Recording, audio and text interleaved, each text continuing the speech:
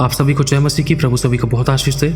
तो हम कोशिश करनी है हम लोगों को कि हम नीति वचन पढ़ा करें, जिसमें कि नीति वचन को पढ़ने के द्वारा हम बुद्धि, ज्ञान, समझ की बातें, तरक्की, उन्नति, भरपूरी, छुटकारे की बातें, आशीषों की बातें, बढ़ने की बातें, उठने की बातें और भेद की बातें, गुप्त बातें, किस समय में क्या चुनाव करना चाहिए, शत्रु से कैसे बचना चाहिए, किस समय हमें किन बातों का ध्यान रखना चाहिए, हमारा खाना पीना, चलना फिरना, उठना बैठना, सोना जागना, हमें किस तरीके से कब कब किस तरीके से कैसे क्या करना चाहिए, वो बहुत सी बातें परमेश्वर ने हमें सिखलाई हैं, समझाई हैं।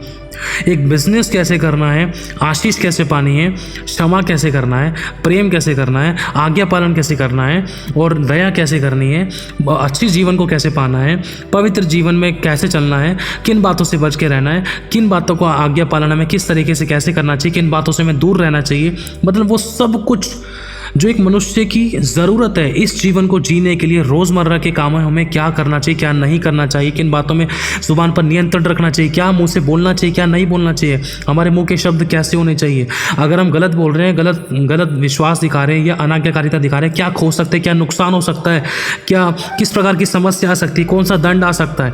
और अगर हम अच्छा कर रहे हैं, आज्ञा पालन कर रहे हैं, प्रभु के भय में चल रहे हैं और वचन, शिक्षा, आज्ञावरण वो सब कुछ कर रहे हैं जो प्रभु चाहते, तो उसके द्वारा हमें क्या आशीष मिलेगी।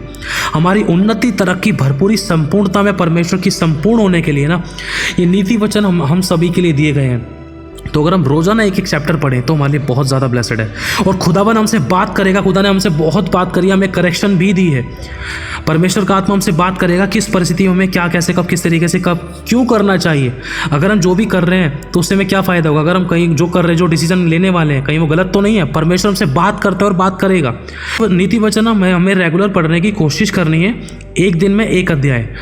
और हाँ, आप इस नीति वचनों के द्वारा परमेश्वर का आत्मा जब आप हमसे बात करेगा तो इस नीति वचन के द्वारा हम अपने आप को तरक्की, उन्नति, चंगाई, छुटकारा, आशीष और बरकतों में, अच्छे डिसीजन मेकिंग में, अपने आप को उठता बढ़ता हुआ तरक्की, उन्नति में, अपने बदलाव को होता हुआ देखेंगे हम।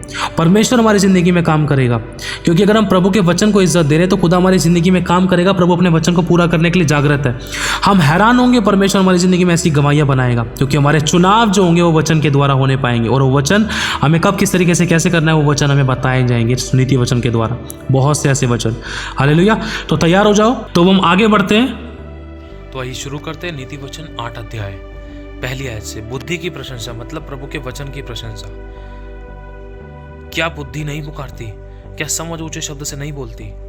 वह तो ऊंचे स्थानों पे मार्ग की एक और त्रिमुहानियों में खड़ी होती है, फाटकों के पास, नगर के पैठाव में और द्वारों ही में वह ऊंचे स्वर से कहती है। मतलब प्रभु का वचन बार बार किसी दास के द्वारा, सेवक के द्वारा, विश्वासी के द्वारा, गवाहियों में, आराधना में, प्रार्थना में प्रभु कहीं ना कहीं हमसे बात करता है। चिल्ला चिल्ला कर प्रभु का वचन हमसे बात करता है कि करेक्ट हो जाए, ये कर, वो कर, आज्ञा पालन कर। लिखा है, हे मनुष्यों, मैं तुमको पुकारती हूँ और मेरी बात सब आदमियों के लिए है। हे भोलो, चतुराई सीखो, हे मूर्खों, अपने मन में समझ लो, सुनो, क्योंकि मैं उत्तम बातें कहूँगी। मतलब प्रभु का वचन की ओर से ये बातें हमें कही जा रही हैं। और जब मैं मुंह खोलूंगी तब उसे सीधी बातें निकलेंगी, क्योंकि मुझसे सच्चाई की बातों का वर्णन होगा। दुष्टता की बात से मुझको घृणा आती है। मेरे मुंह की सब बातें धर्म की होती हैं, उनमें से कोई भी टेढ़ी या उलटफेर की बात नहीं होती। समझ वाले के लिए वो सब सहज और ज्ञान प्राप्त करने वाले के लिए अति सीधी है। चांदी नहीं, मेरी शिक्षा ही को लो और उत्तम कुंदन से भी बढ़कर ज्ञान ग्रहण करो, क्योंकि बुद्धि मूंगे से भी अच्छी है और सारी मनभावनी वस्तुओं में भी उसके तुल्य कोई नहीं है। मैं जो बुद्धि हूँ, चतुराई में वास करती हूँ और ज्ञान और विवेक को प्राप्त करती हूँ।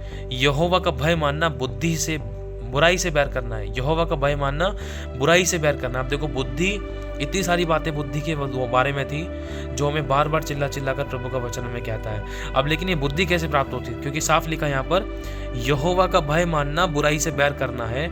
जो बुराई से बैर करता है, परमेश्वर का भय मानने का मतलब है बुराई से बैर करना, और बुराई से बैर करना परमेश्वर का भय मानना है। और यहोवा का भय मानने से बुद्धि मिलती है। लिखा, यहोवा का भय मानने से बुद्धि प्राप्त होती है। और भय मानने का मतलब ये है कि बुराई से बैर करना।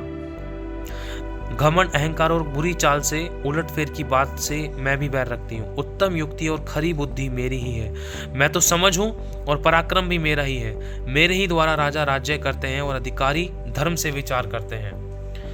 मेरे ही द्वारा राजा, हाकिम और रईस और पृथ्वी के सब न्यायी शासन करते हैं। जो मुझसे प्रेम करते हैं प्रेम रखते हैं उनसे मैं भी प्रेम रखती हूँ। मतलब जो प्रभु के वचन से, उसकी आज्ञा, उसकी चेतावनी से प्रेम रखेगा, उसकी बात को मानेगा, तो परमेश्वर भी हमसे प्रेम करेगा और हमें छुड़ाएगा, हमारी अगुवाई करेगा, हमें बचाएगा। धन और प्रतिष्ठा मेरे ही पास है, वरन ठहरने वाला धर्म और धन भी मेरे ही पास है। मेरा फल चौके सोने से वरन कुंदन से भी उत्तम है। अगर मान लो, अगर कोई भी हम बिजनेस कर रहे हैं, अगर प्रभु के वचन को हमने इज्जत नहीं दिया तो कहीं ना कहीं नुकसान हो सकता है।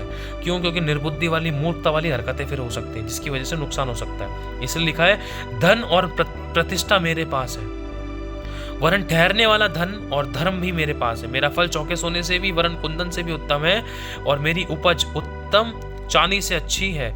मैं धर्म के मार्ग में और न्याय के डगरों के बीच में चलती हूँ, जहां मैं, लिखा है, जहां मैं अपने प्रेमियों को परामर्थ का भागी कर दूं और उनके भंडारों को भर दूं। मतलब जो बुद्धि से, प्रभु के वचन से, उसकी चेतावनी से प्रेम करते हैं ना, तो ये बुद्धि और परमेश्वर का वचन जो है, ये हमें ब्लेस होने में, आशीषित करने में, मजबूत और उत्तम और फ्रूटफुल होने में मदद करती हैं।